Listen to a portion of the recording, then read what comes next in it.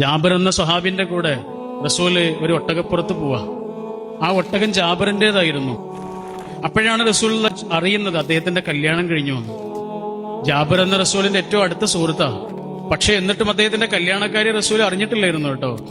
റസൂലിന് അതിൽ യാതൊരു പരിഭവം ഉണ്ടായിരുന്നില്ല. റസൂൽ അദ്ദേഹത്തോടൊരു ചോദ്യം ചോദിക്കുന്നുണ്ട്, നിങ്ങളുടെ ഈ ഒട്ടകം വിൽക്കണോ എന്ന് ചോദിച്ചു.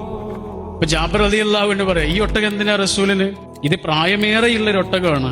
അപ്പൊ റസൂൽ അദ്ദേഹത്തോട് ചോദിക്കാണ്, നിങ്ങൾ ഈ ഒട്ടകത്തെ വിൽക്കണോ? ഞാൻ വാങ്ങും.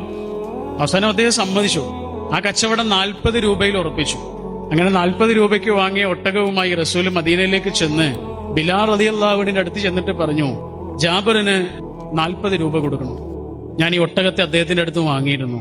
പിന്നെ ഈ ഒട്ടകവും കൊടുക്കണം, ഈ ഒട്ടകവും കൊടുക്കണം. റസൂലിന് ഒട്ടകം ആവശ്യമുണ്ടായിരുന്നില്ല. പക്ഷെ ജാബിറിന് പണം ആവശ്യമുണ്ടായിരുന്നു എന്ന് റസൂലിന് മനസ്സിലായി. എങ്ങനെ മനസ്സിലായി? മനുഷ്യന്റെ കണ്ണിൽ നിന്ന് അത് വായിച്ചെടുത്തു.